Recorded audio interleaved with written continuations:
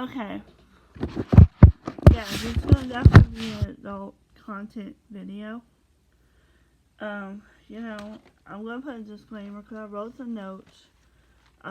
Describing how very furious I am to see some kids being coddled over in their adult age that they should be recognized as adults.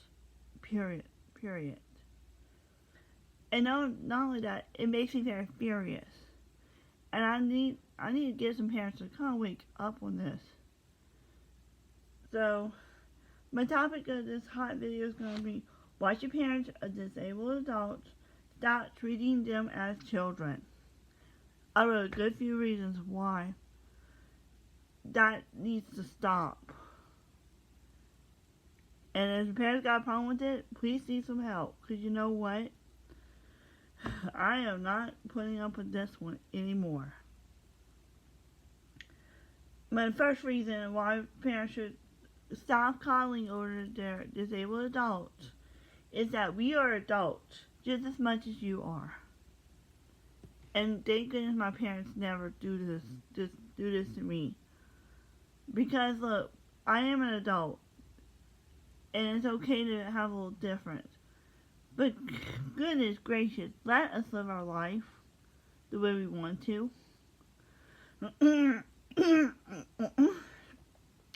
Brings me to my second point. We do not like being hovered over or being coddled over. Parents need to change that habit and let us be independent. Thank you, Mom, for letting me be independent. But I think some parents need to wake up to this fact that we want to be independent just as much as anybody else. It means letting us do things with our friends.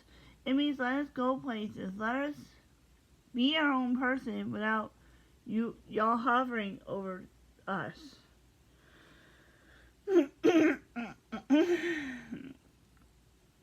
And the way you can do this is giving your darn adult a phone. See? Phone. That's what you give an adult. Teenage or young adults should have a phone of their own. And I wrote this in my third point. Do not give your disabled one an iPod. It's useless. It's obsolete and it's useless in today's world. And do not treat an iPhone as an iPod. It's a phone. It's best to put a SIM card in that thing and teach your kid how to use one. But that's the day and age we're living. It's how you prepare them for what lies ahead. Because, yeah, Mom and Dad's not going to be there to protect you all the time. So it's time you teach your kid how to use a phone and learn how to make calls and text on them. And thank goodness I learned how. I learned how to do it at a young age. I was very independent. I was in band. I was in past high school. I was in community band, community college, and I was also in work. I went to university and went places on my own. There were sometimes a phone is necessary, and that's a lifeline. That's something the parents of disabled ones should teach their kids how to use. It's called practical skills. Because I believe that disabled ones are not an excuse of what goes on. They need to be taught just like anybody else. Train your teens and young adults how to use a smartphone. I just brought that point up. By setting up boundaries. Like, don't give your phone number to people you don't know. Yes, it's a bunch of stalkers out there. And people that will do something very stupid. So please educate your kids, your teens and young adults about stranger danger. Have you heard of that one? I'm pretty sure you have. It's time you educate them on how to be that way. Parents need to teach special needs adults on the call at between times when friends and family are not working. This is a good one. You might want to listen up. Because look, when you enter a 9-to-5 job, You only have certain times you can be on the phone. Like you can have your phone during break, but not during working hours. You can have your phone after work, which is probably better. So teaching your kids they're limited to calling friends. And right now, I'm not even texting anybody right now because I know my friends are at work. Which I kind of tell myself that to prepare to I'll go wait till after they get off of work to call them, to text them, to whatever. And that's a firm boundary there that's easy to understand. Parents need to let their disabled ones have a phone of their own. Yeah. Means put a SIM card, activate it, teach them how to use it, and teach them to take care of it. Isn't it that hard?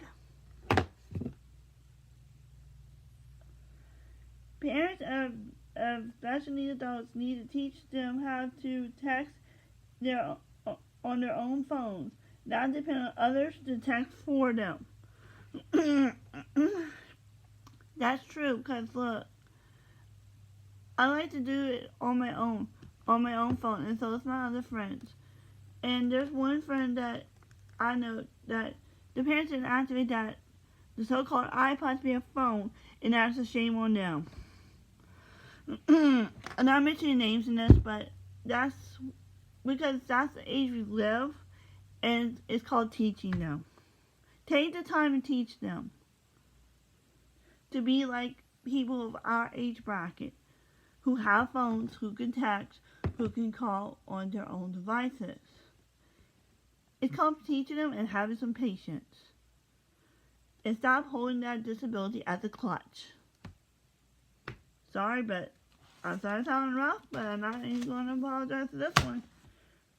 We step on some darn toes to get parents to wake up. Parents should teach their loved ones to speak up at restaurants and not rely on others to order for them. This is something I learned early in life, pretty much. Because I've been around restaurants a lot as a kid, young teenager, and young adult even. I had to learn how to speak up for myself. Because you know what? Speaking up for yourself teaches the fact that you're a grown woman or a grown man. It's time that you need to push that boundary a lot more. So look, I'm not ordering for you. You're going to have to order and try to speak up for yourself. That'll set some boundaries to those disabled ones. They'll push them a lot harder. And we'll be better off, pretty much, if you do. Parents should allow their loved ones to go to places on their own. That starts with independence. If they got a dance coming up, if they got things coming up, let them go on their own. Quit hovering over them. Unless you got someone that has seizure issues, quit hovering over them. It's not healthy. How do you expect a person to make a lot more friends if you keep hovering over them? Point said. Point blank. Next one. Parents should let them breathe but not giving them meds or have an early bedtime. I don't take meds that early at home, and nor do I have an early bedtime unless I have to go somewhere early that day. So that's the way you should do it. Let us have some freedom here, like watch TV at night or do something. You know, if I had to go early somewhere, it's fine. I can see, look, I know I got to have a bedtime for that particular night. But every night, come on. It's time to get real with this.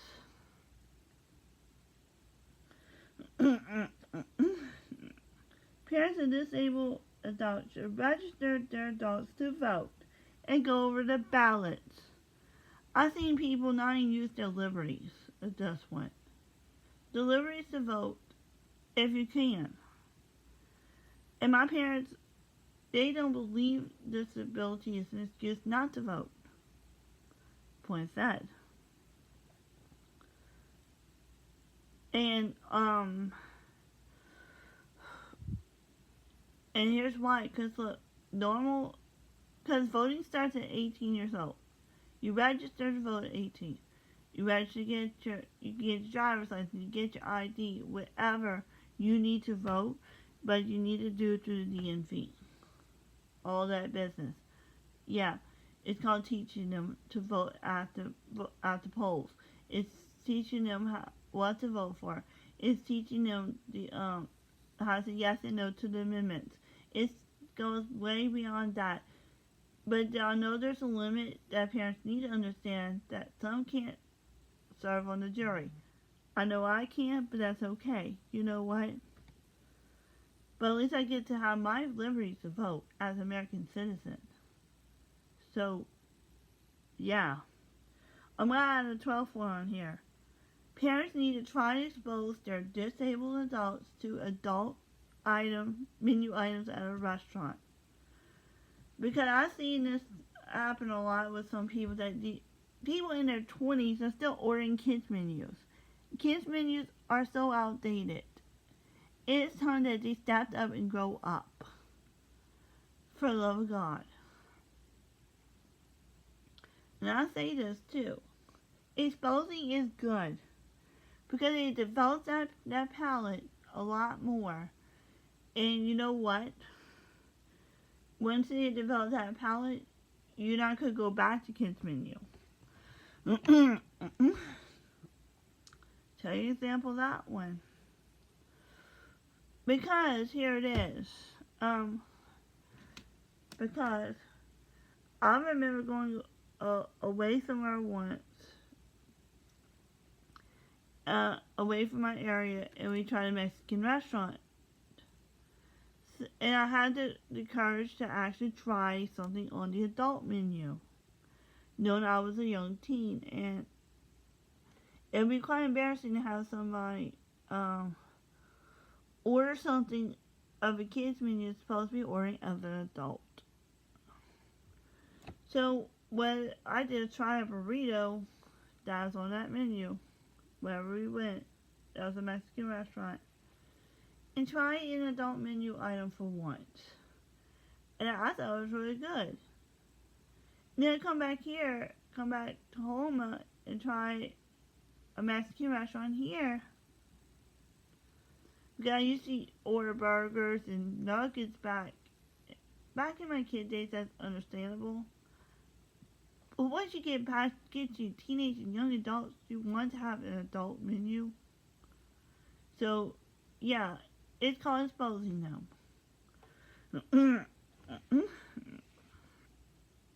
So what happened was, I ordered a burrito again. And my parents were like, my son's changed. So yeah, Mom, because I tried something and I really liked it. So, and now at every restaurant I order from the adult menu and not a kids menu anymore.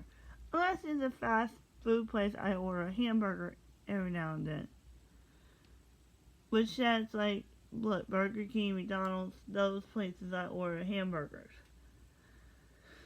But the rest of the places I order what's on the menu, pretty much. So I hope this gives the parents a good little wake-up call, and I'll see you on the flip side later.